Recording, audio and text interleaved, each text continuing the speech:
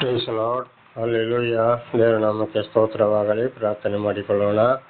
ಸರ್ವ ಸೃಷ್ಟಿಕರ್ತನ ತಂದೆಯ ದೇವರೇ, ಮಗನ ದೇವರೇ, ಪರಿಶುದ್ಧಾತ್ಮನೇ, ನಿಮ್ಮ ನಾಮಕ್ಕೆ ಸ್ತೋತ್ರ ಸ್ವಾಮಿ. ಈ ದಿವಸವು ಈ ಸಮಯವು ಕೂಡ ನಿಮ್ಮಿಂದ ನೇಮಕವಾದಂತಹ ದಿವಸ ಸಮಯವಾಗಿದೆ, ಅದಕ್ಕಾಗಿ ಸ್ತೋತ್ರ. ಈ ದಿವಸದ ಸಂದೇಶದ ಭಾಗವನ್ನು ಹೇರಳವಾಗಿ ಆಶೀರ್ವದಿಸಲಿ. ನಿಮ್ಮ ಪವಿತ್ರಾತ್ಮನ ಮೂಲಕ ನಡೆಸೋದಕ್ಕಾಗಿ ಸ್ತೋತ್ರ. ನಿಮ್ಮ ಪ್ರೀತಿ ಸಾಹಿಲ್ಲದೆ ಯಾರು ಏನು ಮಾಡಲು ಸಾಧ್ಯವಿಲ್ಲ. ಇದನ್ನು ಕೇಳುತ್ತಿರುವ ನನ್ನ ಸಹೋದರರು ಕೂಡ ಚೆನ್ನಾಗಿ ಕೇಳಿ ಅರ್ಥ ಮಾಡಿಕೊಂಡು ನಿಮ್ಮ ವಾಕ್ಯಕ್ಕೆ ವಿಧೇಯರಾಗಿ ಜೀವಿಸಿ ನಿಮ್ಮಿಂದ ಆಶೀರ್ವಾದವನ್ನು ಹೊಂದಿ ಅವರ ಮಕ್ಕಳು ಕೂಡ ಆಶೀರ್ವಾದ ಪಡೆದು ಇತರರಿಗೆ ಸಾಕ್ಷಿಗಳಾಗುವಂತೆ ಮಾರ್ಪಡಿಸಿರಿ. ಹಾಗೆ ಮಾಡುವುದಕ್ಕಾಗಿ ಸ್ತೋತ್ರ. ಯೇಸುವಿನ ನಾಮದಲ್ಲಿ ಪ್ರಾರ್ಥಿಸಿದ್ದೇನೆ, ನಮ್ಮ ತಂದೆಯೇ, ಆಮೆನ್. ಇದನ್ನು ಕೇಳುತ್ತಿರುವ ನನ್ನ ಸಹೋದರಿಯರೇ, ನಿಮಗೂ ನನ್ನ ಹೃದಯಪೂರ್ವಕವಾದಂಥ ನಮಸ್ಕಾರಗಳು. ದೇವರು ಈ ದಿವಸವು ನಿಮ್ಮನ್ನು, ನಿಮ್ಮ ಮಕ್ಕಳನ್ನು ಎಲ್ಲ ರೀತಿಯಲ್ಲಿ ಹೇರಳವಾಗಿ ಆಶೀರ್ವದಿಸಲೆಂದು ಪ್ರತಿ ದಿವಸ ಬೆಳಗಿನ ಜಾವದ ಪ್ರಾರ್ಥನೆಯಲ್ಲಿ ಪ್ರಾರ್ಥಿಸುವನಾಗಿದ್ದೇನೆ. ದೇವರ ನಾಮಕ್ಕೆ ಸ್ತೋತ್ರ. ವಚನದ ಕಡೆಗೆ ಹೋಗೋಣ. ಈ ದಿವಸದ ಸಂದೇಶವು ಕೀರ್ತನೆಗಳು 57ನೇ ಅಧ್ಯಾಯ 8ರಿಂದ. ಕೀರ್ತನೆಗಳು 57:8. ನನ್ನ ಮನವೇ ಚುರುಕಾಗು, ಸ್ವರಮಂಡಲವೇ ಕಿನ್ನರಿಯೇ ಎಚ್ಚರವಾಗಿರಿ, ಸಂಕೀರ್ತನೆಯಿಂದ ಉದಯವನ್ನು ಮುಂಗೊಳ್ಳುವೆನು. ಯಾರೋ ದಾವೀದರಸರು ಹೇಳಿದ್ದು. ಏನಪ್ಪ? ನನ್ನ ಮನವೇ ಚುರುಕಾಗು. ಯಾವಾಗಲೂ ನಮ್ಮ ಮನಸ್ಸು ಎದ್ದಾಗೆ ಚುರುಕಾಗಬೇಕು, ಸೋಮಾರಿಗಳಾಗಬಾರದು. ಈಗ ಪ್ರಾರ್ಥನೆ ಮಾಡ್ತೇನೆ, ಇನ್ನು ಸ್ವಲ್ಪ ಹೊತ್ತು ಮಲಗ್ತೇನೆ, ಸ್ವಲ್ಪ ಹೊತ್ತು ಇರ್ತೇನೆ, ಆಮೇಲೆ ಹೇಳ್ತೇನೆ, ಆಮೇಲೆ ಅಲ್ಲುಜ್ಜಿ ಮುಖ ತೊಳಿತೇನೆ, ಪ್ರಾರ್ಥನೆ ಮಾಡುತ್ತೇನೆ ಅಂತೇಳಿ ಯೋಚನೆ ಮಾಡಬಾರ್ದು. ಮನವೇ ಎಚ್ಚರವಾಗು, ಚುರುಕಾಗಿರಬೇಕು. ಪ್ರತಿ ಒಂದಕ್ಕೊಂದು ಸಮಯ ಇದೆ. ಇಷ್ಟೇ ಗಂಟೆಗೆ ಏಳಬೇಕು, ಇಷ್ಟು ಗಂಟೆಗೆ ಪ್ರಾರ್ಥನೆ ಮಾಡಬೇಕು, ಇಷ್ಟು ಗಂಟೆಗೆ ಪ್ರಾರ್ಥನೆಯನ್ನು ಮುಗಿಸಬೇಕು. ಆಮೇಲೆ ನನ್ನ ದಿನಚರಿಯನ್ನು ನಾನು ಮಾಡ್ತೇನೆ. ಪ್ರತಿಯೊಂದು ದಿವಸ ಇಂಥ ಸಮಯದಲ್ಲಿ ಇಂಥ ಕೆಲಸ, ಎಲ್ಲಿಯಾದರೂ ಹೋಗುವುದಾದರೂ ಕೂಡ ಇಷ್ಟು ಗಂಟೆಗೆ ನಾನು ಹೊರಟು ಹೋಗಬೇಕು ಅಂತಕ್ಕೆ ಪ್ರತಿಯೊಂದು ಮೊದಲೇ ನಾವು ತಯಾರಾಗಿರಬೇಕು. ದೇವರ ನಾಮಕ್ಕೆ ಸ್ತೋತ್ರವಾಗಲಿ. ಇದಕ್ಕೆ ಹೇಳೋದು, ಶಿಸ್ತಿನ ಜೀವಿತ ಇಲ್ಲದ್ರೆ ನಾವು ಏನು ಮಾಡಲು ಸಾಧ್ಯವಿಲ್ಲ. ಅವಾಗ ಒಂದ್ಸಲ ಇನ್ನು ಸ್ವಲ್ಪ ಹೊತ್ತು ಮಲಗ್ತೇನೆ, ಸ್ವಲ್ಪ ಅಷ್ಟೊತ್ತು ಏನಾಯ್ತು, ಲೇಟ್ ಸಮಯ ಹೋಯಿತು.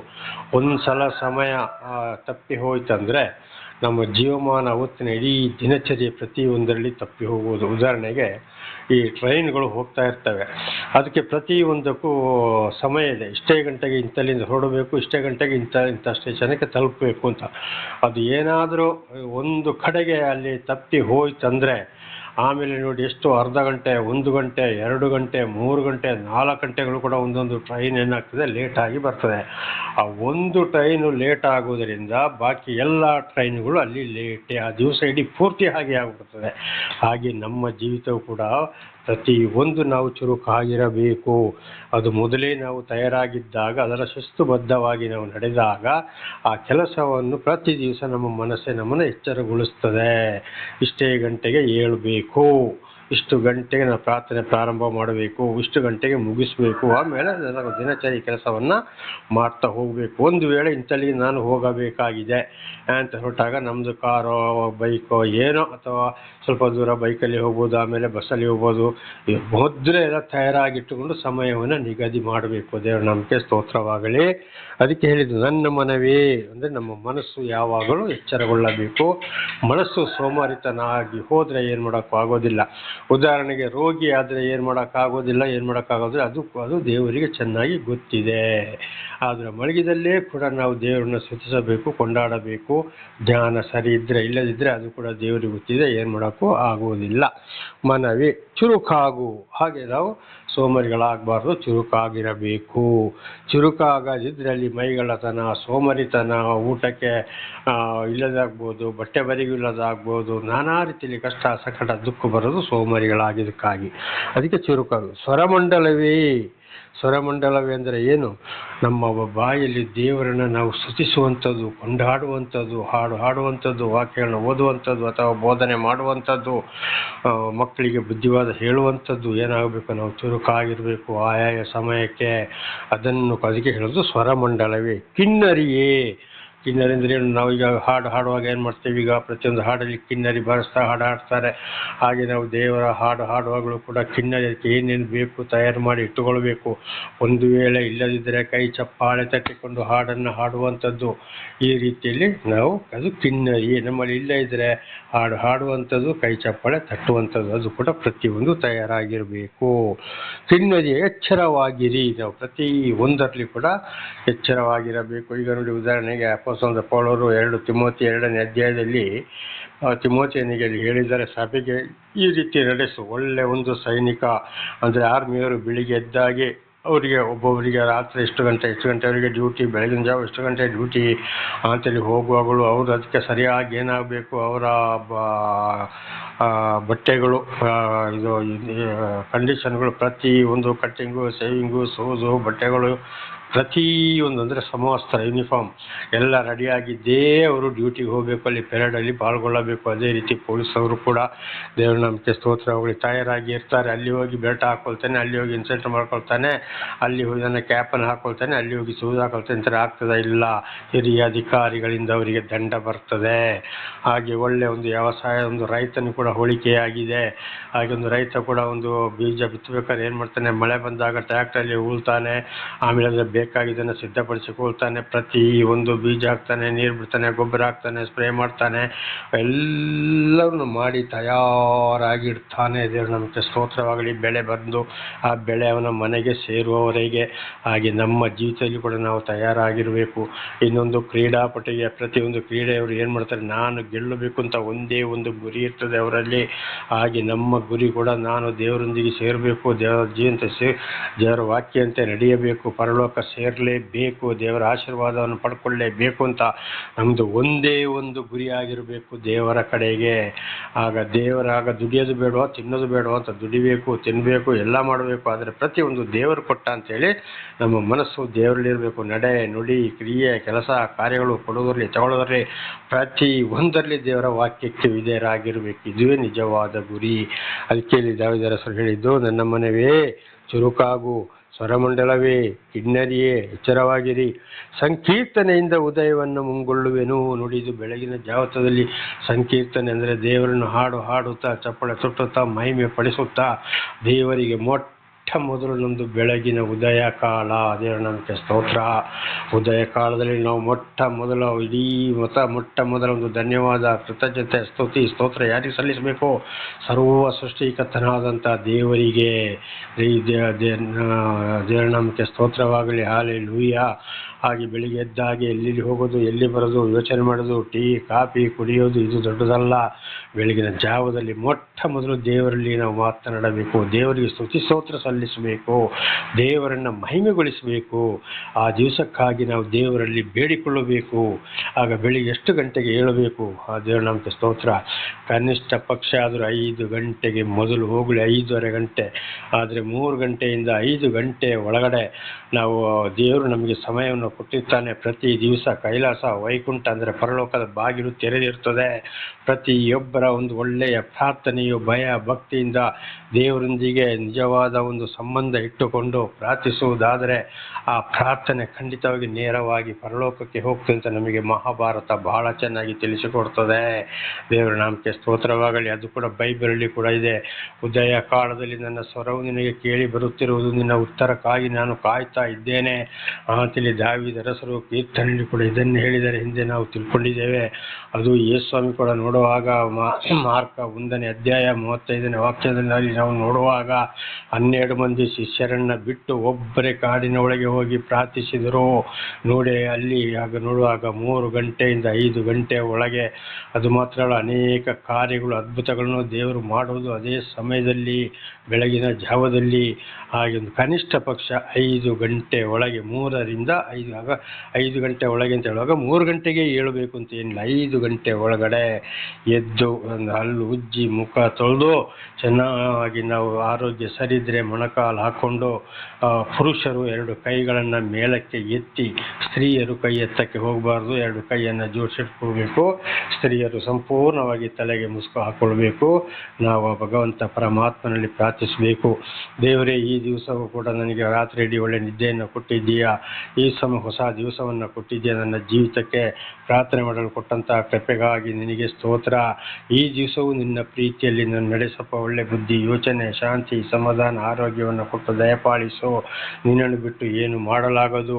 ಈ ದಿವಸ ದುಡಿಮೆಯನ್ನು ಕೂಡ ಆಶೀರ್ವದಿಸು. ಎಲ್ಲವೂ ನಿನ್ನದಪ್ಪ, ನನ್ನದೆಂಬುದು ಯಾವುದೂ ಇಲ್ಲ.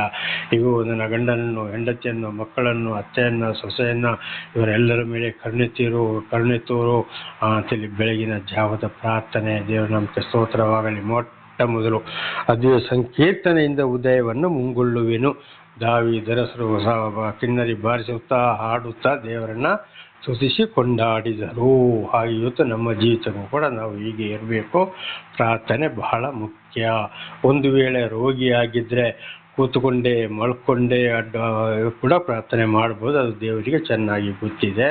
ದೇವ್ರ ನಮಗೆ ಆರೋಗ್ಯ ಸರಿ ಇದ್ದರೆ ಮೊಣಕಾಲು ಊರಿ ಪುರುಷರು 2 ಕೈಗಳನ್ನ ಮೇಲಕ್ಕೆತ್ತಿ ತಲೆ ತಗ್ಗಿಸಿ ಕಣ್ಣು ಮುಚ್ಚಿ ಪ್ರಾರ್ಥಿಸಬೇಕು. ಸ್ತ್ರೀಯರು ಕೈ ಎತ್ತಕ್ಕೆ ಹೋಗಬೇಡಿ. ಮುಸುಕನ್ನು ಹಾಕಿಕೊಂಡು 2 ಕೈಯನ್ನು ಜೋಡಿಸಿ ಅವರವರ ಹೃದಯದ ಮುಂಭಾಗದಲ್ಲಿ ಕೈ ಜೋಡಿಸಿ ದೇವರಲ್ಲಿ ಪ್ರಾರ್ಥನೆ ಮಾಡಿಕೊಳ್ಳಿರಿ.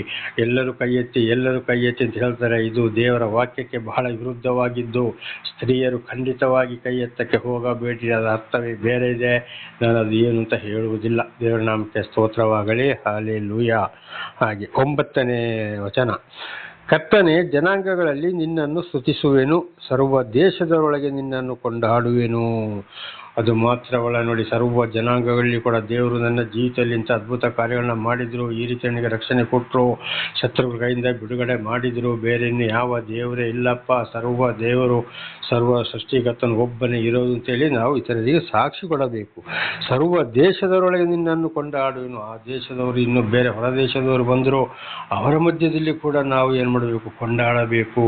ಒಂದು ವೇಳೆ ಹೊರಗೆ ಹೋಗುವಂಥ ಅವಕಾಶ ಸಿಕ್ಕಿದರೆ ಅದು ಎಲ್ಲರಿಗೂ ಇಲ್ಲ, ಅಂತಂಥವರಿಗೆ ಮಾತ್ರ. ಅದಕ್ಕಾಗಿ ದೇವರು ಬೇರೆಯವರನ್ನು ಕೂಡ ಆರಿಸಿಕೊಂಡಿರ್ತಾರೆ. ಯಾರೇ ಇರಲಿ ದೇವರನ್ನು ಸ್ತುತಿಸಬೇಕು, ಕೊಂಡಾಡಬೇಕು, ಆರಾಧಿಸಬೇಕು, ದೇವರ ಪರವಾಗಿ ಸಾಕ್ಷಿ ಕೊಡಬೇಕು. ದೇವರು ನಮ್ಮ ಜೀವಿತದಲ್ಲಿ ಮಾಡಿದ ಅದ್ಭುತ ಕಾರ್ಯಗಳನ್ನ ನಾವು ಬಾಯಿ ಮುಚ್ಚಿಕೊಂಡು ಇಟ್ಟುಕೊಳ್ಳಬಾರದು. ಇದುವೇ ದೇವರಿಗೆ ನಾವು ಮಾಡುವಂಥ ಆರಾಧನೆ. ಮತ್ತು ಚಪ್ಪಳೆ ಹೊಡೆಯೋದು, ಕುಣಿಯೋದು, ಡ್ಯಾನ್ಸ್ ಮಾಡೋದು, ಸೆಲ್ಫಿ ತೆಗೆಯೋದು, ಆ ಹಬ್ಬ ಮಾಡೋದು, ಈ ಹಬ್ಬ ಮಾಡೋದು, ಬಿರಿಯಾನಿ ಮಾಡೋದು, ಇಲ್ಲಿ ಬ್ರ್ಯಾಂಡಿ ಕುಡ್ಕೊಳ್ಳೋದು, ಬೀರು ಕುಡ್ಕೊಳ್ಳೋದು, ಇದೆಲ್ಲ ಆರಾಧನೆ ಅಲ್ಲ.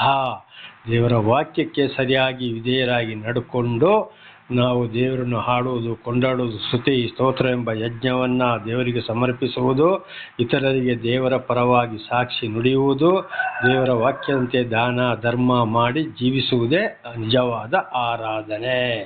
ಇದು ರೋಮಪುರದವರಿಗೆ ಬರೆದ ಪತ್ರ 12ನೇ ಅಧ್ಯಾಯದಲ್ಲಿ ನಾವು ಸ್ಪಷ್ಟವಾಗಿ ಇದನ್ನು ಓದಿಕೊಳ್ಳಬಹುದು. ದೇವರಿಗೆ ಯಾವುದೇ ಯಜ್ಞ, ಪೂಜೆ, ಪುಷ್ಕರ, ಪ್ರಾಣಿ, ಬಳಿ, ಬಟ್ಟೆ, ಕೆಂಪು ಬಟ್ಟೆಗಳು, ರುದ್ರಾಕ್ಷಿ ಮಾಲೆಗಳು, ಬಣ್ಣ ಬಳ್ಕೊಳ್ಳೋದು ಇದೆಲ್ಲ ಬೇಕಾಗಿಲ್ಲ. ಯಾವ ಗ್ರಂಥದಲ್ಲಿ ಕೂಡ ಇದು ಇಲ್ಲವೇ ಇಲ್ಲ. ದೇವರ ನಾಮಕ್ಕೆ ಸ್ತೋತ್ರವಾಗಲಿ. ದೇವರೊಬ್ಬನೇ ಸರ್ವ ಸೃಷ್ಟಿಕರ್ತನು. ಒಂದೊಂದು ಗ್ರಂಥಗಳಲ್ಲಿ ನಾನಾ ಥರದ ಹೆಸರುಗಳಿವೆ. ಅದನ್ನು ಮುಖ್ಯವಾಗಿ ನಾವು ಕಂಡುಹಿಡಿದುಕೊಳ್ಳಬೇಕು. ದೇವರ ನಾಮಕ್ಕೆ ಸ್ತೋತ್ರ. 10ನೇ ವಚನ. ಯಾಕೆಂದರೆ ನಿನ್ನ ಕೃಪೆಯು ಆಕಾಶವನ್ನು, ನಿನ್ನ ಸತ್ಯತೆಯು ಮುಗಿಲನ್ನು ನಿಲುಕುವಷ್ಟು ದೊಡ್ಡದಾಗಿದೆ. ನಿಲುಕುವಷ್ಟು ದೊಡ್ಡದಾಗಿದೆ. ಯಾಕೆಂದರೆ ನಿನ್ನ ಕೃಪೆಯು ಆಕಾಶವನ್ನು, ನಿನ್ನ ಸತ್ಯತೆಯು ಮುಗಿಲನ್ನು ನಿಲುಕುವಷ್ಟು ದೊಡ್ಡದಾಗಿದೆ. ನೋಡಿ, ದೇವರ ಕೃಪೆ ಏನಿದೆ, ದೇವರು ಖಂಡಿತ ಕೃಪೆ ಭೂಮಿಯಿಂದ ಆಕಾಶದವರೆಗೆ ಅಷ್ಟು ಎತ್ತರಕ್ಕಾಗಿ ದೇವರ ಮೇಲೆ ಯಾರು ಭರವಸೆ ಇಟ್ಟು ದೇವರ ವಾಕ್ಯಂತೆ ನಡೀತಾರೋ ಅಷ್ಟೊಂದು ದೊಡ್ಡ ಕರುಣೆ, ಪ್ರೀತಿ ಎಲ್ಲವನ್ನ, ಭೂಮಿ ಎಷ್ಟು ಅಗಲ ಇದೆಯೋ, ಭೂಮಿಯಿಂದ ಆಕಾಶದವರೆಗೆ ಎಷ್ಟು ದೂರ ಇದೆಯೋ ಅಷ್ಟೊಂದು ಪ್ರೀತಿ ದೇವರಂತವರ ಮೇಲೆ ಇಟ್ಟಿರ್ತಾರೆ. ಅದನ್ನೇ ಇವತ್ತು ಮನುಷ್ಯರಿಗೆ ಕೊಡ್ತಾರೆ. ದೇವರ ನಾಮಕ್ಕೆ ಸ್ತೋತ್ರವಾಗಲಿ. ಎಂಥ ಬಡವನೇ ಆಗಲಿ, ಎಂಥ ಹೀನ ಸ್ಥಿತಿಯನ್ನೇ ಆಗಲಿ, ಶಾಂತಿ, ಸಮಾಧಾನ, ಆರೋಗ್ಯ, ಒಳ್ಳೆತನ, ಅವರ ಮಕ್ಕಳು ಕೂಡ ಒಳ್ಳೆ ರೀತಿಯಲ್ಲಿ ಬೆಳುವಂಥದ್ದು, ಅವರ ನಡೆ ನುಡಿ ಕ್ರಿಯೆಗಳು ಸರಿ ಇರುವಂಥದ್ದು, ಮಕ್ಕಳನ್ನು ಅದೇ ಮಾರ್ಗದಲ್ಲಿ ನಡೆಸುವಂಥದ್ದು, ಇದುವೇ ದೇವರ ಕೃಪೆಯಾಗಿದೆ. ಸಣ್ಣ ಒಂದು ಸಂಪಾದನೆ ಇರ್ಬೋದು, ಒಳ್ಳೆ ಸಂತೋಷವಾಗಿ ಇರೋದರಲ್ಲಿ ಜೀವಿಸ್ತಾ ಮುಂದೆ ಹೋಗಿ ಸಾಲ ಮೂಲ ಇಲ್ಲದೆ, ಬಡ್ಡಿಗೆ ತಗೊಳ್ಳದೆ, ಬಡ್ಡಿಗೆ ಕೊಡದೆ ಒಳ್ಳೆ ರೀತಿಯಲ್ಲಿ ಯಾರು ಹೋಗ್ತಾ ಇರ್ತಾರ, ಇದುವೇ ಬಹಳ ದೊಡ್ಡ ಪ್ರೀತಿ. ಇವತ್ತೇ ಎಂತೆಂಥ ಕೋಟೀಶ್ವರಿಗೆ ನೋಡಿ ನಾನಾ ಥರದ ಕಷ್ಟ ಸಂಕಟ ದುಃಖಗಳು ರೌಡಿಗಳು ಕೊಲೆಗಳು ಏನೇನೋ ದೊಡ್ಡ ದೊಡ್ಡ ಕಾಯಿಲೆಗಳು ಏನೇನೋ ಆಗ್ತವೆ. ಎಲ್ಲಿ ಹೋಯಿತು? ಇಲ್ಲ. ದೇವ್ರ ನಮಗೆ ಸ್ತೋತ್ರ. ದೇವರು ಸರಿಯಾಗಿ ದೇವರು ದರ್ಶನ ಕೊಟ್ಟ ಮೇಲೆ ದೇವರನ್ನು ಯಾರು ಹಿಂಬಾಲಿಸ್ತಾರೋ, ಉದಯ ಕಾಲದಲ್ಲಿ ಪ್ರಾರ್ಥನೆ ಮಾಡುತ್ತಾ ಸ್ತುತಿ ಸ್ತೋತ್ರವನ್ನು ಸಲ್ಲಿಸುತ್ತಾ ಪ್ರತಿಯೊಂದು ಕೆಲಸ ಕಾರ್ಯಗಳನ್ನು ದೇವರ ಚಿತ್ತಕ್ಕೆ ಒಪ್ಪಿಸಿಕೊಟ್ಟು ಯಾರು ನಡೀತಾರೋ ಅದುವೇ ದೊಡ್ಡ ಶಾಂತಿ, ಸಮಾಧಾನ, ಆರೋಗ್ಯ, ಐಶ್ವರ್ಯತನ. ಅದುವೇ ಆಕಾಶದಷ್ಟು ದೊಡ್ಡ ಕೃಪೆ, ಭೂಮಿಯಷ್ಟು ಮುಗಿಲನ್ನು ನಿಲುಕುವಷ್ಟು ದೊಡ್ಡದಾಗಿದೆ. ದೇವರ ನಾಮಕ್ಕೆ ಸ್ತೋತ್ರವಾಗಲಿ. Hallelujah. Praise the lord. Hallelujah. ದೇವರ ನಾಮಕ್ಕೆ ಸ್ತೋತ್ರವಾಗಲಿ. ಪ್ರಾರ್ಥನೆ ಮಾಡಿಕೊಳ್ಳೋಣ. ಸರ್ವ ಸೃಷ್ಟಿಕರ್ತನ ತಂದೆಯ ದೇವರೇ, ಮಗನ ದೇವರೇ, ಪರಿಶುದ್ಧಾತ್ಮನೇ, ನಿಮ್ಮ ನಾಮಕ್ಕೆ ಸ್ತೋತ್ರ ಸ್ವಾಮಿ. ಈ ದಿವಸವು ಈ ಸಮಯವು ಕೂಡ ನಿಮ್ಮಿಂದ ನೇಮಕವಾದಂತಹ ದಿವಸ ಸಮಯವಾಗಿದೆ, ಅದಕ್ಕಾಗಿ ಸ್ತೋತ್ರ. ಈ ದಿವಸದ ಸಂದೇಶದ ಭಾಗವನ್ನು ಹೇರಳವಾಗಿ ಆಶೀರ್ವದಿಸಲಿ. ನಿಮ್ಮ ಪವಿತ್ರ ಆತ್ಮನ ಮೂಲಕ ನಡೆಸುವುದಕ್ಕಾಗಿ ಸ್ತೋತ್ರ. ನಿಮ್ಮ ಪ್ರೀತಿ ಸಾಹಿಲ್ಲದೆ ಯಾರು ಏನು ಮಾಡಲು ಸಾಧ್ಯವಿಲ್ಲ. ಇದನ್ನು ಕೇಳುತ್ತಿರುವ ನನ್ನ ಸಹೋದರರು ಕೂಡ ಚೆನ್ನಾಗಿ ಕೇಳಿ ಅರ್ಥ ಮಾಡಿಕೊಂಡು ನಿಮ್ಮ ವಾಕ್ಯಕ್ಕೆ ವಿಧೇಯರಾಗಿ ಜೀವಿಸಿ ನಿಮ್ಮಿಂದ ಆಶೀರ್ವಾದವನ್ನು ಹೊಂದಿ ಅವರ ಮಕ್ಕಳು ಕೂಡ ಆಶೀರ್ವಾದ ಪಡೆದು ಇತರರಿಗೆ ಸಾಕ್ಷಿಗಳಾಗುವಂತೆ ಮಾರ್ಪಡಿಸಲಿ. ಹಾಗೆ ಮಾಡುವುದಕ್ಕಾಗಿ ಸ್ತೋತ್ರ. ಯೇಸುವಿನ ನಾಮದಲ್ಲಿ ಪ್ರಾರ್ಥಿಸಿದ್ದೇನೆ ನಮ್ಮ ತಂದೆಯೇ, ಆಮೆನ್. ಇದನ್ನು ಕೇಳುತ್ತಿರುವ ನನ್ನ ಸಹೋದರಿಯರೇ, ನಿಮಗೂ ನನ್ನ ಹೃದಯಪೂರ್ವಕವಾದಂಥ ನಮಸ್ಕಾರಗಳು. ದೇವರು ಈ ದಿವಸವು ನಿಮ್ಮನ್ನು ನಿಮ್ಮ ಮಕ್ಕಳನ್ನು ಎಲ್ಲ ರೀತಿಯಲ್ಲಿ ಹೇರಳವಾಗಿ ಆಶೀರ್ವದಿಸಲೆಂದು ಪ್ರತಿ ದಿವಸ ಬೆಳಗಿನ ಜಾವದ ಪ್ರಾರ್ಥನೆಯಲ್ಲಿ ಪ್ರಾರ್ಥಿಸುವನಾಗಿದ್ದೇನೆ. ದೇವರ ನಾಮಕ್ಕೆ ಸ್ತೋತ್ರ. ವಚನದ ಕಡೆಗೆ ಹೋಗೋಣ. ಈ ದಿವಸದ ಸಂದೇಶವು ಕೀರ್ತನೆಗಳು 57ನೇ ಅಧ್ಯಾಯ 8ರಿಂದ. ಕೀರ್ತನೆಗಳು 57:8. ನನ್ನ ಮನವೇ ಚುರುಕಾಗು, ಸ್ವರಮಂಡಲವೇ ಕಿನ್ನರಿಯೇ ಎಚ್ಚರವಾಗಿರಿ, ಸಂಕೀರ್ತನೆಯಿಂದ ಉದಯವನ್ನು ಮುಂಗೊಳ್ಳುವೆನು. ಯಾರೋ ದಾವೀದರಸರು ಹೇಳಿದ್ದು. ಏನಪ್ಪ? ನನ್ನ ಮನವೇ ಚುರುಕಾಗು. ಯಾವಾಗಲೂ ನಮ್ಮ ಮನಸ್ಸು ಎದ್ದಾಗೆ ಚುರುಕಾಗಬೇಕು, ಸೋಮಾರಿಗಳಾಗಬಾರದು. ಈಗ ಪ್ರಾರ್ಥನೆ ಮಾಡ್ತೇನೆ, ಇನ್ನು ಸ್ವಲ್ಪ ಹೊತ್ತು ಮಲಗುತ್ತೇನೆ, ಸ್ವಲ್ಪ ಹೊತ್ತು ಇರ್ತೇನೆ, ಆಮೇಲೆ ಹೇಳ್ತೇನೆ, ಆಮೇಲೆ ಅಲ್ಲುಜ್ಜಿ ಮುಖ ತೊಳಿತೇನೆ, ಪ್ರಾರ್ಥನೆ ಮಾಡುತ್ತೇನೆ ಅಂತೇಳಿ ಯೋಚನೆ ಮಾಡಬಾರ್ದು. ಮನವೇ ಎಚ್ಚರವಾಗು, ಚುರುಕಾಗಿರಬೇಕು. ಪ್ರತಿ ಒಂದಕ್ಕೊಂದು ಸಮಯ ಇದೆ. ಇಷ್ಟೇ ಗಂಟೆಗೆ ಏಳಬೇಕು, ಇಷ್ಟು ಗಂಟೆಗೆ ಪ್ರಾರ್ಥನೆ ಮಾಡಬೇಕು, ಇಷ್ಟು ಗಂಟೆಗೆ ಪ್ರಾರ್ಥನೆಯನ್ನು ಮುಗಿಸಬೇಕು. ಆಮೇಲೆ ನನ್ನ ದಿನಚರಿಯನ್ನು ನಾನು ಮಾಡ್ತೇನೆ. ಪ್ರತಿಯೊಂದು ದಿವಸ ಇಂಥ ಸಮಯದಲ್ಲಿ ಇಂಥ ಕೆಲಸ, ಎಲ್ಲಿಯಾದರೂ ಹೋಗುವುದಾದರೂ ಕೂಡ ಇಷ್ಟು ಗಂಟೆಗೆ ನಾನು ಹೊರಟು ಹೋಗಬೇಕು ಅಂತಕ್ಕೆ ಪ್ರತಿಯೊಂದು ಮೊದಲೇ ನಾವು ತಯಾರಾಗಿರಬೇಕು. ದೇವರ ನಾಮಕ್ಕೆ ಸ್ತೋತ್ರವಾಗಲಿ. ಇದಕ್ಕೆ ಹೇಳೋದು, ಶಿಸ್ತಿನ ಜೀವಿತ ಇಲ್ಲದ್ರೆ ನಾವು ಏನು ಮಾಡಲು ಸಾಧ್ಯವಿಲ್ಲ. ಅವಾಗ ಒಂದ್ಸಲ ಇನ್ನು ಸ್ವಲ್ಪ ಹೊತ್ತು ಮಲಗುತ್ತೇನೆ, ಸ್ವಲ್ಪ ಅಷ್ಟೊತ್ತು ಏನಾಯ್ತಲ್ಲಿ ಸಮಯ ಹೋಯಿತು. ಒಂದು ಸಲ ಸಮಯ ತಪ್ಪಿ ಹೋಯ್ತಂದರೆ ನಮ್ಮ ಜೀವಮಾನ ಅವತ್ತಿನ ಇಡೀ ದಿನಚರ್ಯೆ ಪ್ರತಿಯೊಂದರಲ್ಲಿ ತಪ್ಪಿ ಹೋಗುವುದು. ಉದಾಹರಣೆಗೆ ಈ ಟ್ರೈನ್ಗಳು ಹೋಗ್ತಾ ಇರ್ತವೆ, ಅದಕ್ಕೆ ಪ್ರತಿಯೊಂದಕ್ಕೂ ಸಮಯ ಇದೆ. ಇಷ್ಟೇ ಗಂಟೆಗೆ ಇಂಥಲ್ಲಿಂದ ಹೊರಡಬೇಕು, ಇಷ್ಟೇ ಗಂಟೆಗೆ ಇಂಥ ಸ್ಟೇಷನ್ಗೆ ತಲುಪಬೇಕು ಅಂತ. ಅದು ಏನಾದರೂ ಒಂದು ಕಡೆಗೆ ಅಲ್ಲಿ ತಪ್ಪಿ ಹೋಯ್ತಂದರೆ ಆಮೇಲೆ ನೋಡಿ ಎಷ್ಟು ಅರ್ಧ ಗಂಟೆ, 1 ಗಂಟೆ, 2 ಗಂಟೆ, 3 ಗಂಟೆ, 4 ಗಂಟೆಗಳು ಕೂಡ ಒಂದೊಂದು ಟ್ರೈನ್ ಏನಾಗ್ತದೆ ಲೇಟಾಗಿ ಬರ್ತದೆ. ಆ ಒಂದು ಟ್ರೈನು ಲೇಟ್ ಆಗೋದರಿಂದ ಬಾಕಿ ಎಲ್ಲ ಟ್ರೈನ್ಗಳು ಅಲ್ಲಿ ಲೇಟೇ. ಆ ದಿವಸ ಇಡೀ ಪೂರ್ತಿ ಹಾಗೆ ಆಗಿಬಿಡ್ತದೆ. ಹಾಗೆ ನಮ್ಮ ಜೀವಿತವು ಕೂಡ ಪ್ರತಿಯೊಂದು ನಾವು ಚುರುಕಾಗಿರಬೇಕು. ಅದು ಮೊದಲೇ ನಾವು ತಯಾರಾಗಿದ್ದಾಗ, ಅದರ ಶಿಸ್ತುಬದ್ಧವಾಗಿ ನಾವು ನಡೆದಾಗ ಆ ಕೆಲಸವನ್ನು ಪ್ರತಿ ದಿವಸ ನಮ್ಮ ಮನಸ್ಸೇ ನಮ್ಮನ್ನು ಎಚ್ಚರಗೊಳಿಸ್ತದೆ. ಇಷ್ಟೇ ಗಂಟೆಗೆ ಏಳಬೇಕು, ಇಷ್ಟು ಗಂಟೆಗೆ ನಾವು ಪ್ರಾರ್ಥನೆ ಪ್ರಾರಂಭ ಮಾಡಬೇಕು, ಇಷ್ಟು ಗಂಟೆಗೆ ಮುಗಿಸ್ಬೇಕು, ಆಮೇಲೆ ನನ್ನ ದಿನಚರಿ ಕೆಲಸವನ್ನು ಮಾಡ್ತಾ ಹೋಗಬೇಕು. ಒಂದು ವೇಳೆ ಇಂಥಲ್ಲಿ ನಾನು ಹೋಗಬೇಕಾಗಿದೆ ಅಂತ ಹೊರಟಾಗ ನಮ್ಮದು ಕಾರೋ ಬೈಕೋ ಏನೋ, ಅಥವಾ ಸ್ವಲ್ಪ ದೂರ ಬೈಕಲ್ಲಿ ಹೋಗ್ಬೋದು, ಆಮೇಲೆ ಬಸ್ಸಲ್ಲಿ ಹೋಗ್ಬೋದು, ಮೊದಲೇ ಎಲ್ಲ ತಯಾರಾಗಿಟ್ಟುಕೊಂಡು ಸಮಯವನ್ನು ನಿಗದಿ ಮಾಡಬೇಕು. ದೇವರ ನಮಗೆ ಸ್ತೋತ್ರವಾಗಲಿ. ಅದಕ್ಕೆ ಹೇಳಿದ್ದು, ನನ್ನ ಮನವೇ ಅಂದರೆ ನಮ್ಮ ಮನಸ್ಸು ಯಾವಾಗಲೂ ಎಚ್ಚರಗೊಳ್ಳಬೇಕು. ಮನಸ್ಸು ಸೋಮಾರಿತನಾಗಿ ಹೋದರೆ ಏನು ಮಾಡೋಕ್ಕೂ ಆಗೋದಿಲ್ಲ.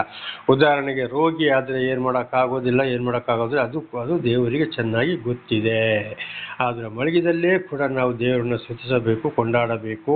ಜ್ಞಾನ ಸರಿ ಇದ್ದರೆ, ಇಲ್ಲದಿದ್ದರೆ ಅದು ಕೂಡ ದೇವರಿಗೆ ಗೊತ್ತಿದೆ, ಏನು ಮಾಡೋಕ್ಕೂ ಆಗುವುದಿಲ್ಲ. ಮನವೇ ಚುರುಕಾಗು. ಹಾಗೆ ನಾವು ಸೋಮರಿಗಳಾಗಬಾರ್ದು, ಚುರುಕಾಗಿರಬೇಕು.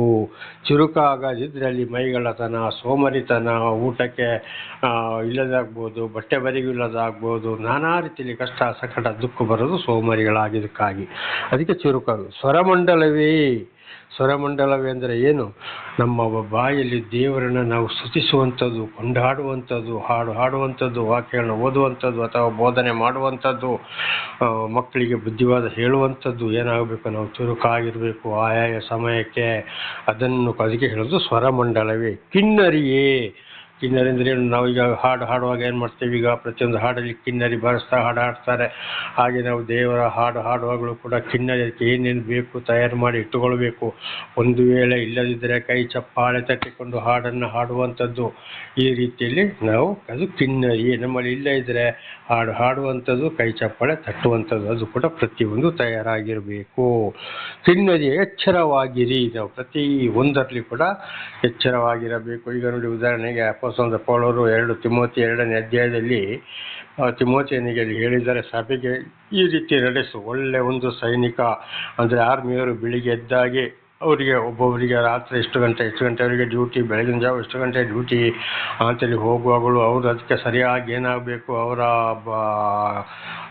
ಬಟ್ಟೆಗಳು, ಇದು ಕಂಡೀಷನ್ಗಳು, ಪ್ರತಿ ಒಂದು ಕಟ್ಟಿಂಗು, ಸೇವಿಂಗು, ಶೂಸು, ಬಟ್ಟೆಗಳು ಪ್ರತಿಯೊಂದು ಅಂದರೆ ಸಮವಸ್ತ್ರ, ಯೂನಿಫಾರ್ಮ್ ಎಲ್ಲ ರೆಡಿಯಾಗಿದ್ದೇ ಅವರು ಡ್ಯೂಟಿಗೆ ಹೋಗಬೇಕು, ಅಲ್ಲಿ ಪೆರೇಡಲ್ಲಿ ಪಾಲ್ಗೊಳ್ಳಬೇಕು. ಅದೇ ರೀತಿ ಪೊಲೀಸವರು ಕೂಡ ದೇವರ ನಾಮಕ್ಕೆ ಸ್ತೋತ್ರ ಅವಳಿ ತಯಾರಾಗಿ ಇರ್ತಾರೆ. ಅಲ್ಲಿ ಹೋಗಿ ಬೆಲ್ಟ್ ಹಾಕೊಳ್ತಾನೆ, ಅಲ್ಲಿ ಹೋಗಿ ಇನ್ಸೆಂಟ್ ಮಾಡ್ಕೊಳ್ತಾನೆ, ಅಲ್ಲಿ ಹೋಗಿ ನನ್ನ ಕ್ಯಾಪನ್ನು ಹಾಕೊಳ್ತಾನೆ, ಅಲ್ಲಿ ಹೋಗಿ ಶೂಸ್ ಹಾಕೊಳ್ತಾನೆ ಅಂತ ಆಗ್ತದೆ ಇಲ್ಲ. ಹಿರಿಯ ಅಧಿಕಾರಿಗಳಿಂದ ಅವರಿಗೆ ದಂಡ ಬರ್ತದೆ. ಹಾಗೆ ಒಳ್ಳೆ ಒಂದು ವ್ಯವಸಾಯ, ಒಂದು ರೈತನು ಕೂಡ ಹೋಲಿಕೆಯಾಗಿದೆ.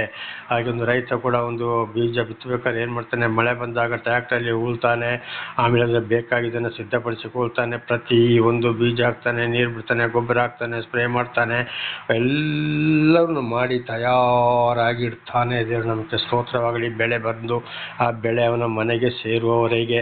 ಹಾಗೆ ನಮ್ಮ ಜೀವಿತದಲ್ಲಿ ಕೂಡ ನಾವು ತಯಾರಾಗಿರಬೇಕು. ಇನ್ನೊಂದು ಕ್ರೀಡಾಪಟುಗೆ ಪ್ರತಿಯೊಂದು ಕ್ರೀಡೆಯವರು ಏನು ಮಾಡ್ತಾರೆ? ನಾನು ಗೆಲ್ಲಬೇಕು ಅಂತ ಒಂದೇ ಒಂದು ಗುರಿ ಇರ್ತದೆ ಅವರಲ್ಲಿ. ಹಾಗೆ ನಮ್ಮ ಗುರಿ ಕೂಡ ನಾನು ದೇವರೊಂದಿಗೆ ಸೇರಬೇಕು, ದೇವರ ಜೀವಂತ ದೇವರ ವಾಕ್ಯಂತೆ ನಡೆಯಬೇಕು, ಪರಲೋಕ ಸೇರಲೇಬೇಕು, ದೇವರ ಆಶೀರ್ವಾದವನ್ನು ಪಡ್ಕೊಳ್ಳೇಬೇಕು ಅಂತ ನಮ್ಮದು ಒಂದೇ ಒಂದು ಗುರಿಯಾಗಿರಬೇಕು ದೇವರ ಕಡೆಗೆ.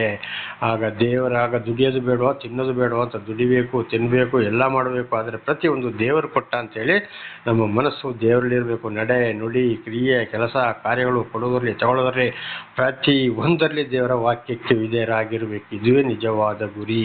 ಅದಕ್ಕೆ ಇಲ್ಲಿ ದಾವೀದರಸರು ಹೇಳಿದ್ದು, ನನ್ನ ಮನವೇ ಚುರುಕಾಗು, ಸ್ವರಮಂಡಲವೇ ಕಿನ್ನರಿಯೇ ಎಚ್ಚರವಾಗಿರಿ, ಸಂಕೀರ್ತನೆಯಿಂದ ಉದಯವನ್ನು ಮುಂಗೊಳ್ಳುವೆನು. ನುಡಿದು ಬೆಳಗಿನ ಜಾವತದಲ್ಲಿ ಸಂಕೀರ್ತನೆ ಅಂದರೆ ದೇವರನ್ನು ಹಾಡುತ್ತಾ, ಚಪ್ಪಳೆ ತುಟ್ಟುತ್ತಾ, ಮಹಿಮೆ ಪಡಿಸುತ್ತಾ, ದೇವರಿಗೆ ಮೊಟ್ಟ ಮೊದಲು ನಮ್ಮದು ಬೆಳಗಿನ ಉದಯ ಕಾಲ. ದೇವರ ನಮಗೆ ಸ್ತೋತ್ರ. ಉದಯ ಕಾಲದಲ್ಲಿ ನಾವು ಮೊಟ್ಟ ಮೊದಲ ಒಂದು ಧನ್ಯವಾದ, ಕೃತಜ್ಞತೆ, ಸ್ತೋತ್ರ ಯಾರಿಗೆ ಸಲ್ಲಿಸಬೇಕು? ಸರ್ವ ಸೃಷ್ಟಿಕರ್ತನಾದಂಥ ದೇವರಿಗೆ. ದೇವರ ನಮಗೆ ಸ್ತೋತ್ರವಾಗಲಿ. ಹಾಲೆಲೂಯಾ. ಹಾಗೆ ಬೆಳಿಗ್ಗೆ ಎದ್ದಾಗೆ ಎಲ್ಲಿ ಹೋಗೋದು, ಎಲ್ಲಿ ಬರೋದು, ಯೋಚನೆ ಮಾಡೋದು, ಟೀ ಕಾಫಿ ಕುಡಿಯೋದು ಇದು ದೊಡ್ಡದಲ್ಲ. ಬೆಳಗಿನ ಜಾವದಲ್ಲಿ ಮೊಟ್ಟ ಮೊದಲು ದೇವರಲ್ಲಿ ನಾವು ಮಾತನಾಡಬೇಕು, ದೇವರಿಗೆ ಸ್ತುತಿ ಸ್ತೋತ್ರ ಸಲ್ಲಿಸಬೇಕು, ದೇವರನ್ನು ಮಹಿಮೆಗೊಳಿಸಬೇಕು. ಆ ದಿವಸಕ್ಕಾಗಿ ನಾವು ದೇವರಲ್ಲಿ ಬೇಡಿಕೊಳ್ಳಬೇಕು. ಆಗ ಬೆಳಿಗ್ಗೆ ಎಷ್ಟು ಗಂಟೆಗೆ ಏಳಬೇಕು? ಆ ದೇವರ ನಮಗೆ ಸ್ತೋತ್ರ. ಕನಿಷ್ಠ ಪಕ್ಷ ಆದರೂ 5 ಗಂಟೆಗೆ ಮೊದಲು ಹೋಗಲಿ, 5:30 ಗಂಟೆ ಆದರೆ 3 ಗಂಟೆಯಿಂದ 5 ಗಂಟೆ ಒಳಗಡೆ ನಾವು ದೇವರು ನಮಗೆ ಸಮಯವನ್ನು ಕೊಟ್ಟಿರ್ತಾನೆ. ಪ್ರತಿ ದಿವಸ ಕೈಲಾಸ, ವೈಕುಂಠ ಅಂದರೆ ಪರಲೋಕದ ಬಾಗಿಲು ತೆರೆದಿರ್ತದೆ. ಪ್ರತಿಯೊಬ್ಬರ ಒಂದು ಒಳ್ಳೆಯ ಪ್ರಾರ್ಥನೆಯು ಭಯ ಭಕ್ತಿಯಿಂದ ದೇವರೊಂದಿಗೆ ನಿಜವಾದ ಒಂದು ಸಂಬಂಧ ಇಟ್ಟುಕೊಂಡು ಪ್ರಾರ್ಥಿಸುವುದಾದರೆ ಆ ಪ್ರಾರ್ಥನೆ ಖಂಡಿತವಾಗಿ ನೇರವಾಗಿ ಪರಲೋಕಕ್ಕೆ ಹೋಗ್ತದೆ ಅಂತ ನಮಗೆ ಮಹಾಭಾರತ ಬಹಳ ಚೆನ್ನಾಗಿ ತಿಳಿಸಿಕೊಡ್ತದೆ. ದೇವರ ನಾಮಕ್ಕೆ ಸ್ತೋತ್ರವಾಗಲಿ. ಅದು ಕೂಡ ಬೈಬಲಲ್ಲಿ ಕೂಡ ಇದೆ. ಉದಯ ಕಾಲದಲ್ಲಿ ನನ್ನ ಸ್ವರವು ನಿನಗೆ ಕೇಳಿ ಬರುತ್ತಿರುವುದು, ನಿನ್ನ ಉತ್ತರಕ್ಕಾಗಿ ನಾನು ಕಾಯ್ತಾ ಇದ್ದೇನೆ ಅಂತೇಳಿ ದಾವೀದರಸರು ಕೀರ್ತನೆಯಲ್ಲಿ ಕೂಡ ಇದನ್ನು ಹೇಳಿದರೆ ಹಿಂದೆ ನಾವು ತಿಳ್ಕೊಂಡಿದ್ದೇವೆ. ಅದು ಯೇಸುಸ್ವಾಮಿ ಕೂಡ ನೋಡುವಾಗ ಮಾರ್ಕ 1ನೇ ಅಧ್ಯಾಯ 35ನೇ ವಾಕ್ಯದಲ್ಲಿ ನಾವು ನೋಡುವಾಗ 12 ಮಂದಿ ಶಿಷ್ಯರನ್ನ ಬಿಟ್ಟು ಒಬ್ಬರೇ ಕಾಡಿನ ಒಳಗೆ ಹೋಗಿ ಪ್ರಾರ್ಥಿಸಿದರು. ನೋಡಿ ಅಲ್ಲಿ ಆಗ ನೋಡುವಾಗ 3 ಗಂಟೆಯಿಂದ 5 ಗಂಟೆ ಒಳಗೆ. ಅದು ಮಾತ್ರ ಅಲ್ಲ, ಅನೇಕ ಕಾರ್ಯಗಳು ಅದ್ಭುತಗಳನ್ನು ದೇವರು ಮಾಡುವುದು ಅದೇ ಸಮಯದಲ್ಲಿ, ಬೆಳಗಿನ ಜಾವದಲ್ಲಿ. ಹಾಗೆ ಒಂದು ಕನಿಷ್ಠ ಪಕ್ಷ 5 ಗಂಟೆ ಒಳಗೆ, 3ರಿಂದ 5 ಆಗ 5 ಗಂಟೆ ಒಳಗೆ ಅಂತ ಹೇಳುವಾಗ 3 ಗಂಟೆಗೆ ಏಳಬೇಕು ಅಂತ ಏನಿಲ್ಲ. 5 ಗಂಟೆ ಒಳಗಡೆ ಎದ್ದು ಒಂದು ಹಲ್ಲು ಉಜ್ಜಿ ಮುಖ ತೊಳೆದು ಚೆನ್ನಾಗಿ ನಾವು ಆರೋಗ್ಯ ಸರಿ ಇದ್ದರೆ ಮೊಣಕಾಲು ಹಾಕ್ಕೊಂಡು, ಪುರುಷರು 2 ಕೈಗಳನ್ನು ಮೇಲಕ್ಕೆ ಎತ್ತಿ, ಸ್ತ್ರೀಯರು ಕೈ ಎತ್ತಕ್ಕೆ ಹೋಗಬಾರ್ದು, 2 ಕೈಯನ್ನು ಜೋಡಿಸಿಟ್ಕೊಳ್ಬೇಕು. ಸ್ತ್ರೀಯರು ಸಂಪೂರ್ಣವಾಗಿ ತಲೆಗೆ ಮುಸುಕು ಹಾಕ್ಕೊಳ್ಬೇಕು. ನಾವು ಭಗವಂತ ಪರಮಾತ್ಮನಲ್ಲಿ ಪ್ರಾರ್ಥಿಸಬೇಕು. ದೇವರೇ, ಈ ದಿವಸವೂ ಕೂಡ ನನಗೆ ರಾತ್ರಿ ಇಡೀ ಒಳ್ಳೆ ನಿದ್ದೆಯನ್ನು ಕೊಟ್ಟಿದ್ದೀಯಾ, ಈ ಹೊಸ ದಿವಸವನ್ನು ಕೊಟ್ಟಿದ್ದೀಯಾ, ನನ್ನ ಜೀವಿತಕ್ಕೆ ಪ್ರಾರ್ಥನೆ ಮಾಡಲು ಕೊಟ್ಟಂತಹ ಕೃಪೆಗಾಗಿ ನಿನಗೆ ಸ್ತೋತ್ರ. ಈ ದಿವಸವೂ ನಿನ್ನ ಪ್ರೀತಿಯಲ್ಲಿ ನನ್ನ ನಡೆಸಪ್ಪ. ಒಳ್ಳೆ ಬುದ್ಧಿ, ಯೋಚನೆ, ಶಾಂತಿ, ಸಮಾಧಾನ, ಆರೋಗ್ಯವನ್ನು ಕೊಟ್ಟು ದಯಪಾಲಿಸು. ನಿನ್ನನ್ನು ಬಿಟ್ಟು ಏನು ಮಾಡಲಾಗದು. ಈ ದಿವಸ ದುಡಿಮೆಯನ್ನು ಕೂಡ ಆಶೀರ್ವದಿಸು. ಎಲ್ಲವೂ ನಿನ್ನದಪ್ಪ, ನನ್ನದೆಂಬುದು ಯಾವುದೂ ಇಲ್ಲ. ಇವು ನನ್ನ ಗಂಡನನ್ನು, ಹೆಂಡತಿಯನ್ನು, ಮಕ್ಕಳನ್ನು, ಅತ್ತೆಯನ್ನು, ಸೊಸೆಯನ್ನು, ಇವರೆಲ್ಲರ ಮೇಲೆ ಕರುಣೆ ತೋರು ಅಂತೇಳಿ ಬೆಳಗಿನ ಜಾವದ ಪ್ರಾರ್ಥನೆ. ದೇವರ ನಮಗೆ ಸ್ತೋತ್ರವಾಗಲಿ. ಮೊಟ್ಟ ಮೊದಲು ಅದೇ ಸಂಕೀರ್ತನೆಯಿಂದ ಉದಯವನ್ನು ಮುಂಗೊಳ್ಳುವೆನು. ದಾವೀದರಸರು ಕಿನ್ನರಿ ಬಾರಿಸುತ್ತಾ ಹಾಡುತ್ತಾ ದೇವರನ್ನ ಸ್ತುತಿಸಿ ಕೊಂಡಾಡಿದರು. ಹಾಗೆ ಇವತ್ತು ನಮ್ಮ ಜೀವಿತಕ್ಕೂ ಕೂಡ ನಾವು ಹೀಗೆ ಇರಬೇಕು. ಪ್ರಾರ್ಥನೆ ಬಹಳ ಮುಖ್ಯ. ಒಂದು ವೇಳೆ ರೋಗಿಯಾಗಿದ್ದರೆ ಕೂತ್ಕೊಂಡೇ ಮಲ್ಕೊಂಡೇ ಕೂಡ ಪ್ರಾರ್ಥನೆ ಮಾಡ್ಬೋದು. ಅದು ದೇವರಿಗೆ ಚೆನ್ನಾಗಿ ಗೊತ್ತಿದೆ. ದೇವರು ನಮಗೆ ಆರೋಗ್ಯ ಸರಿ ಇದ್ದರೆ ಮೊಣಕಾಲು ಊರಿ, ಪುರುಷರು 2 ಕೈಗಳನ್ನ ಮೇಲಕ್ಕೆತ್ತಿ ತಲೆ ತಗ್ಗಿಸಿ ಕಣ್ಣು ಮುಚ್ಚಿ ಪ್ರಾರ್ಥಿಸಬೇಕು. ಸ್ತ್ರೀಯರು ಕೈ ಎತ್ತಕ್ಕೆ ಹೋಗಬೇಡಿ. ಮುಸುಕನ್ನು ಹಾಕಿಕೊಂಡು 2 ಕೈಯನ್ನು ಜೋಡಿಸಿ, ಅವರವರ ಹೃದಯದ ಮುಂಭಾಗದಲ್ಲಿ ಕೈ ಜೋಡಿಸಿ ದೇವರಲ್ಲಿ ಪ್ರಾರ್ಥನೆ ಮಾಡಿಕೊಳ್ಳಿರಿ.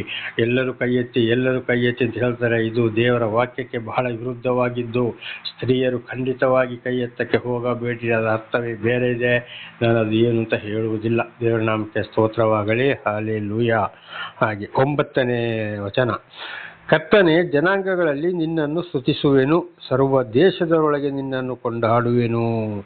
ಅದು ಮಾತ್ರವಲ್ಲ ನೋಡಿ, ಸರ್ವ ಜನಾಂಗಗಳಲ್ಲಿ ಕೂಡ ದೇವರು ನನ್ನ ಜೀವಿತದಲ್ಲಿ ಇಂಥ ಅದ್ಭುತ ಕಾರ್ಯಗಳನ್ನ ಮಾಡಿದರು. ಈ ರೀತಿ ನನಗೆ ರಕ್ಷಣೆ ಕೊಟ್ಟರು, ಶತ್ರುಗಳ ಕೈಯಿಂದ ಬಿಡುಗಡೆ ಮಾಡಿದರು. ಬೇರೆ ಇನ್ನು ಯಾವ ದೇವರೇ ಇಲ್ಲಪ್ಪ, ಸರ್ವ ಸೃಷ್ಟಿಕರ್ತನು ಒಬ್ಬನೇ ಇರೋದು ಅಂತೇಳಿ ನಾವು ಇತರರಿಗೆ ಸಾಕ್ಷಿ ಕೊಡಬೇಕು. ಸರ್ವ ದೇಶದವರೊಳಗೆ ನಿನ್ನನ್ನು ಕೊಂಡಾಡುವೆನು. ಆ ದೇಶದವರು, ಇನ್ನು ಬೇರೆ ಹೊರ ದೇಶದವರು ಬಂದರು, ಅವರ ಮಧ್ಯದಲ್ಲಿ ಕೂಡ ನಾವು ಏನು ಮಾಡಬೇಕು? ಕೊಂಡಾಡಬೇಕು. ಒಂದು ವೇಳೆ ಹೊರಗೆ ಹೋಗುವಂಥ ಅವಕಾಶ ಸಿಕ್ಕಿದರೆ ಅದು ಎಲ್ಲರಿಗೂ ಇಲ್ಲ, ಅಂತಂಥವರಿಗೆ ಮಾತ್ರ. ಅದಕ್ಕಾಗಿ ದೇವರು ಬೇರೆಯವರನ್ನು ಕೂಡ ಆರಿಸಿಕೊಂಡಿರ್ತಾರೆ. ಯಾರೇ ಇರಲಿ ದೇವರನ್ನು ಸ್ತುತಿಸಬೇಕು, ಕೊಂಡಾಡಬೇಕು, ಆರಾಧಿಸಬೇಕು, ದೇವರ ಪರವಾಗಿ ಸಾಕ್ಷಿ ಕೊಡಬೇಕು. ದೇವರು ನಮ್ಮ ಜೀವಿತದಲ್ಲಿ ಮಾಡಿದ ಅದ್ಭುತ ಕಾರ್ಯಗಳನ್ನ ನಾವು ಬಾಯಿ ಮುಚ್ಚಿಕೊಂಡು ಇಟ್ಟುಕೊಳ್ಳಬಾರದು. ಇದುವೇ ದೇವರಿಗೆ ನಾವು ಮಾಡುವಂಥ ಆರಾಧನೆ. ಮತ್ತು ಚಪ್ಪಳೆ ಹೊಡೆಯೋದು, ಕುಣಿಯೋದು, ಡ್ಯಾನ್ಸ್ ಮಾಡೋದು, ಸೆಲ್ಫಿ ತೆಗೆಯೋದು, ಆ ಹಬ್ಬ ಮಾಡೋದು, ಈ ಹಬ್ಬ ಮಾಡೋದು, ಬಿರಿಯಾನಿ ಮಾಡೋದು, ಇಲ್ಲಿ ಬ್ರ್ಯಾಂಡಿ ಕುಡ್ಕೊಳ್ಳೋದು, ಬೀರು ಕುಡ್ಕೊಳ್ಳೋದು, ಇದೆಲ್ಲ ಆರಾಧನೆ ಅಲ್ಲ. ದೇವರ ವಾಕ್ಯಕ್ಕೆ ಸರಿಯಾಗಿ ವಿಧೇಯರಾಗಿ ನಡ್ಕೊಂಡು ನಾವು ದೇವರನ್ನು ಹಾಡುವುದು, ಕೊಂಡಾಡುವುದು, ಸ್ತುತಿ ಸ್ತೋತ್ರ ಎಂಬ ಯಜ್ಞವನ್ನು ದೇವರಿಗೆ ಸಮರ್ಪಿಸುವುದು, ಇತರರಿಗೆ ದೇವರ ಪರವಾಗಿ ಸಾಕ್ಷಿ ನುಡಿಯುವುದು, ದೇವರ ವಾಕ್ಯದಂತೆ ದಾನ ಧರ್ಮ ಮಾಡಿ ಜೀವಿಸುವುದೇ ನಿಜವಾದ ಆರಾಧನೆ. ಇದು ರೋಮಪುರದವರಿಗೆ ಬರೆದ ಪತ್ರ 12ನೇ ಅಧ್ಯಾಯದಲ್ಲಿ ನಾವು ಸ್ಪಷ್ಟವಾಗಿ ಇದನ್ನು ಓದಿಕೊಳ್ಳಬಹುದು. ದೇವರಿಗೆ ಯಾವುದೇ ಯಜ್ಞ, ಪೂಜೆ, ಪುಷ್ಕರ, ಪ್ರಾಣಿ, ಬಳಿ, ಬಟ್ಟೆ, ಕೆಂಪು ಬಟ್ಟೆಗಳು, ರುದ್ರಾಕ್ಷಿ ಮಾಲೆಗಳು, ಬಣ್ಣ ಬಳ್ಕೊಳ್ಳೋದು ಇದೆಲ್ಲ ಬೇಕಾಗಿಲ್ಲ. ಯಾವ ಗ್ರಂಥದಲ್ಲಿ ಕೂಡ ಇದು ಇಲ್ಲವೇ ಇಲ್ಲ. ದೇವರ ನಾಮಕ್ಕೆ ಸ್ತೋತ್ರವಾಗಲಿ. ದೇವರೊಬ್ಬನೇ ಸರ್ವ ಸೃಷ್ಟಿಕರ್ತನು. ಒಂದೊಂದು ಗ್ರಂಥಗಳಲ್ಲಿ ನಾನಾ ಥರದ ಹೆಸರುಗಳಿವೆ. ಅದನ್ನು ಮುಖ್ಯವಾಗಿ ನಾವು ಕಂಡುಹಿಡಿದುಕೊಳ್ಳಬೇಕು. ದೇವರ ನಾಮಕ್ಕೆ ಸ್ತೋತ್ರ. 10ನೇ ವಚನ. ಯಾಕೆಂದರೆ ನಿನ್ನ ಕೃಪೆಯು ಆಕಾಶವನ್ನು, ನಿನ್ನ ಸತ್ಯತೆಯು ಮುಗಿಲನ್ನು ನಿಲುಕುವಷ್ಟು ದೊಡ್ಡದಾಗಿದೆ. ಮುಗಿಲನ್ನು ನಿಲುಕುವಷ್ಟು ದೊಡ್ಡದಾಗಿದೆ. ಯಾಕೆಂದರೆ ನಿನ್ನ ಕೃಪೆಯು ಆಕಾಶವನ್ನು, ನಿನ್ನ ಸತ್ಯತೆಯು ಮುಗಿಲನ್ನು ನಿಲುಕುವಷ್ಟು ದೊಡ್ಡದಾಗಿದೆ. ನೋಡಿ, ದೇವರ ಕೃಪೆ ಏನಿದೆ, ದೇವರು ಖಂಡಿತ ಕೃಪೆ ಭೂಮಿಯಿಂದ ಆಕಾಶದವರೆಗೆ ಅಷ್ಟು ಎತ್ತರಕ್ಕಾಗಿ ದೇವರ ಮೇಲೆ ಯಾರು ಭರವಸೆ ಇಟ್ಟು ದೇವರ ವಾಕ್ಯಂತೆ ನಡೀತಾರೋ ಅಷ್ಟೊಂದು ದೊಡ್ಡ ಕರುಣೆ, ಪ್ರೀತಿ ಎಲ್ಲವನ್ನು, ಎಷ್ಟು ಭೂಮಿ ಎಷ್ಟು ಅಗಲ ಇದೆಯೋ, ಭೂಮಿಯಿಂದ ಆಕಾಶದವರೆಗೆ ಎಷ್ಟು ದೂರ ಇದೆಯೋ ಅಷ್ಟೊಂದು ಪ್ರೀತಿ ದೇವರಂಥವರ ಮೇಲೆ ಇಟ್ಟಿರ್ತಾರೆ. ಅದನ್ನೇ ಇವತ್ತು ಮನುಷ್ಯರಿಗೆ ಕೊಡ್ತಾರೆ. ದೇವರ ನಾಮಕ್ಕೆ ಸ್ತೋತ್ರವಾಗಲಿ. ಎಂಥ ಬಡವನೇ ಆಗಲಿ, ಎಂಥ ಹೀನ ಸ್ಥಿತಿಯನ್ನೇ ಆಗಲಿ, ಶಾಂತಿ, ಸಮಾಧಾನ, ಆರೋಗ್ಯ, ಒಳ್ಳೆತನ, ಅವರ ಮಕ್ಕಳು ಕೂಡ ಒಳ್ಳೆ ರೀತಿಯಲ್ಲಿ ಬೆಳೆಯುವಂಥದ್ದು, ಅವರ ನಡೆ ನುಡಿ ಕ್ರಿಯೆಗಳು ಸರಿ ಇರುವಂಥದ್ದು, ಮಕ್ಕಳನ್ನು ಅದೇ ಮಾರ್ಗದಲ್ಲಿ ನಡೆಸುವಂಥದ್ದು, ಇದುವೇ ದೇವರ ಕೃಪೆಯಾಗಿದೆ. ಸಣ್ಣ ಒಂದು ಸಂಪಾದನೆ ಇರ್ಬೋದು, ಒಳ್ಳೆ ಸಂತೋಷವಾಗಿ ಇರೋದರಲ್ಲಿ ಜೀವಿಸ್ತಾ ಮುಂದೆ ಹೋಗಿ ಸಾಲ ಮೂಲ ಇಲ್ಲದೆ, ಬಡ್ಡಿಗೆ ತಗೊಳ್ಳದೆ, ಬಡ್ಡಿಗೆ ಕೊಡದೆ ಒಳ್ಳೆ ರೀತಿಯಲ್ಲಿ ಯಾರು ಹೋಗ್ತಾ ಇರ್ತಾರ, ಇದುವೇ ಬಹಳ ದೊಡ್ಡ ಪ್ರೀತಿ. ಇವತ್ತು ಎಂತೆಂಥ ಕೋಟೀಶ್ವರಿಗೆ ನೋಡಿ ನಾನಾ ಥರದ ಕಷ್ಟ ಸಂಕಟ ದುಃಖಗಳು, ರೌಡಿಗಳು, ಕೊಲೆಗಳು, ಏನೇನೋ ದೊಡ್ಡ ದೊಡ್ಡ ಕಾಯಿಲೆಗಳು ಏನೇನೋ ಆಗ್ತವೆ. ಎಲ್ಲಿ ಹೋಯಿತು? ಇಲ್ಲ. ದೇವರ ನಮಗೆ ಸ್ತೋತ್ರ.